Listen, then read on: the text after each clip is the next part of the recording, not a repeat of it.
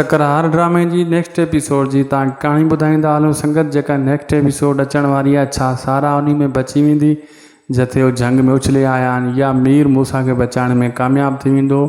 छा इहा असलियत जावल ख़ान खे ख़बर पवंदी बि सही या न?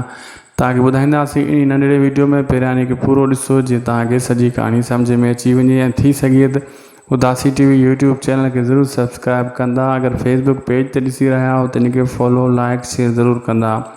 दोस्तों रात रे किस्से में तव्हांखे ॿुधायो तो मूसा खे गोली लॻंदी, मूसा ज़ख़्मी थींदो, बची वेंदो, लेकिन मरदो कोन, मीर बचाईंदो। तव्हां ॾिठो नी कि मीर खणी वियो आहे ॼर किस्त में। हाणे मीरनि जो इलाज कराईंदो, मूसा त बची वेंदो, बाक़ी सारा जा 50% चांस आहिनि।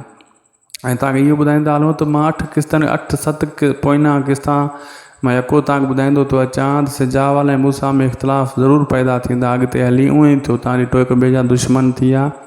इन शइ जो नवाब खान फ़ाइदो खणंदो। लाला अखियुनि सां ॾिसी वियो। लाला मूसा भावल खे बि चयो हुयो। मां राति जे किस्त में तव्हांखे ॿुधायो त लाला इहा शइ ॾिसंदो। लाला खे इन शइ जो इंतज़ारु हुयो, छो त मूसा जो पीछो उअं ई करे रहियो हुयो। हाणे उहो नवाब खान खे सभु कुझु ॿुधाईंदो। ऐं सिजावल जा दुश्मन यानी नवाब खान जा दुश्मन कुझु घटि थी विया।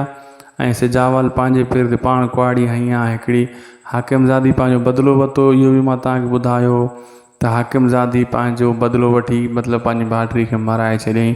अॻिते हली दोस्तो फ़िलहालु जेको आहे सिजावल खे ख़बर न पवंदी असलियत जी काफ़ी किस्तनि खां पोइ। बाक़ी मीर जेको आहे मूसा खे बचाइण में कामयाबु थी वेंदो, उनजो इलाजु कराईंदो ऐं मूसा काफ़ी किस्तनि ताईं ज़ख़्मी हूंदो। दोस्तो असांखे ॾींदा इजाज़त।